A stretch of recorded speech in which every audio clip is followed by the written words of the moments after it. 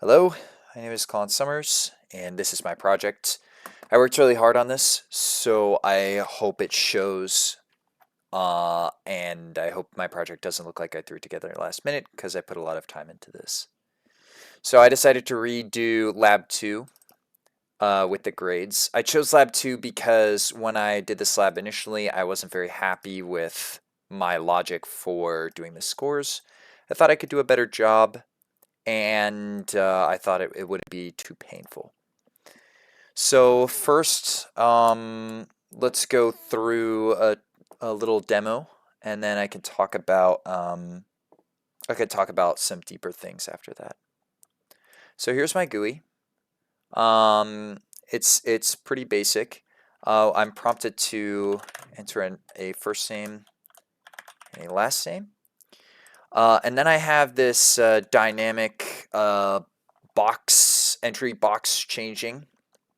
If I put in a string or a number outside the box, it's going to give me this little dynamic error at the bottom, and the rest of the errors I have moved to a pop-up window that we'll see later. So let's say I took this test. I didn't do very well in the first one. I got 70. On my second take, I did a little better, and on my third take, I crushed it.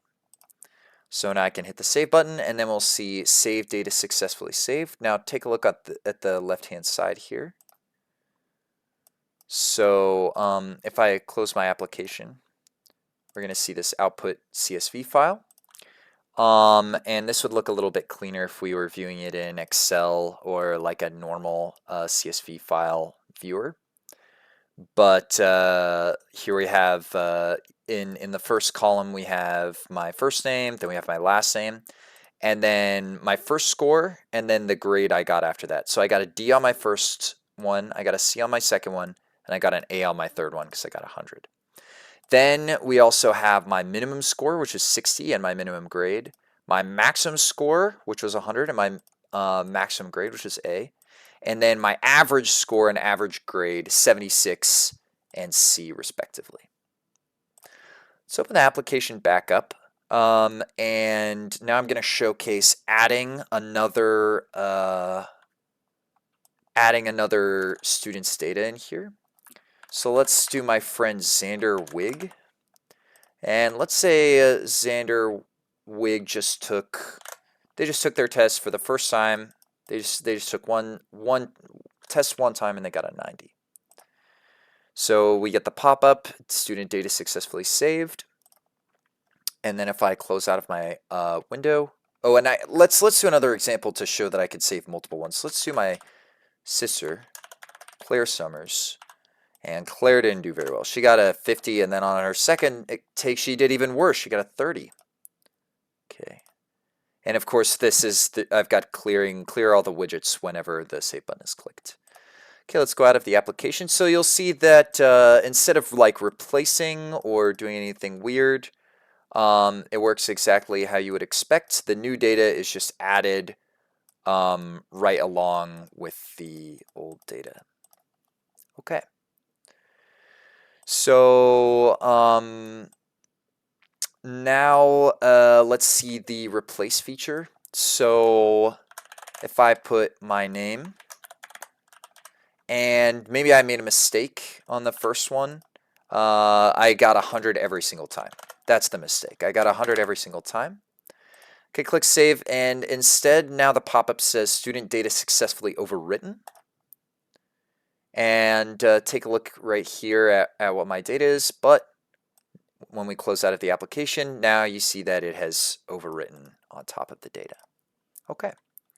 So now let's take a look at some of the error handling. So again, for the number of attempts box, I just kept the error down here because I wanted it to be dynamic. But let's see some examples of some errors. So here's one pop-up. Number of attempts and scores must be numeric values. I haven't put anything in here.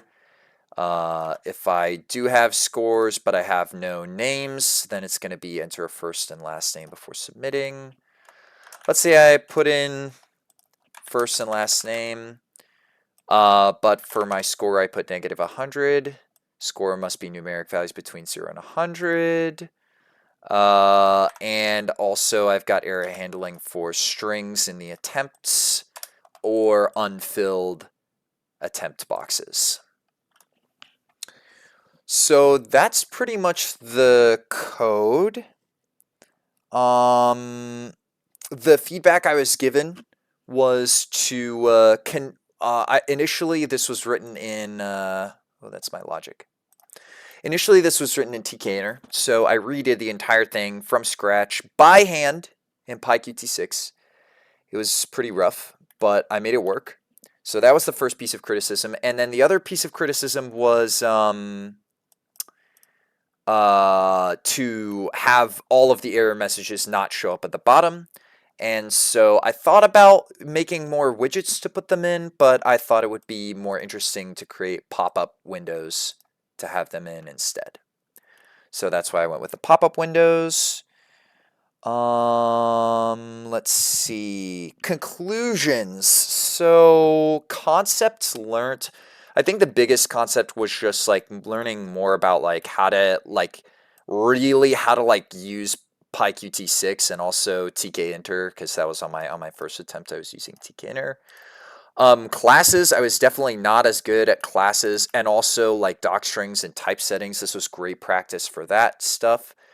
There was one challenging piece of logic that was, gosh, where is it? I'm so sorry. Here we go. So I've never had to use the next function before, and I figured out a really nice solution with the next function for the grade sorting. I tried it as like a dictionary, I tried it as like an if-else block, but then eventually I settled on this solution, and it worked really great. I also got some experience doing custom exceptions. I had done this, like, I think you do it in like lab 10, maybe lab 11, I don't remember, one of those, test 10, maybe. You do some of these, but I wasn't very good, and now I got a much better hold on the custom exceptions thing. I have some notes in here about stuff I could have done. Oh, I actually did this here. I did this already. I wanted to make another window that prompted the user for file location, but I ran out of time, and eventually I just decided to make it a simple output file that goes in the same folder as wherever the code is running. But if I was going to do more things, then I would do this. I would I would have another window that opens to prompt the user for a file location, and that wouldn't be very hard at all. That would, you would just make this a class variable and attach it to the entry box and blah, blah, blah. So that wouldn't be too hard. And yeah, I had a lot of fun doing this. For the most part, the PyQt6 stuff was pretty hellish. And also there was a way to do this with sort of like frames. I found out that there was like a PyQt6 version of frames, but I figured that out like after I had already like got numbers for it. So it's not frames, but you could do like frames with PyQt6. And I figured that out a little bit late. So it would have been easier. It also probably would have been easier if I used the app, like the Qt Designer Studio, but I didn't want to, so I didn't use it. I think that's pretty much it.